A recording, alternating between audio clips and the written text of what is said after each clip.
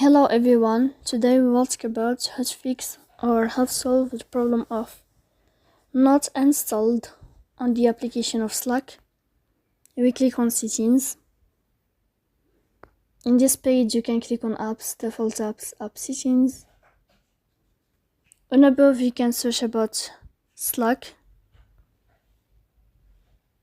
Then you can click on first step and you can click OK. After that you'll enter to the window of storage. Here you can click clear cache.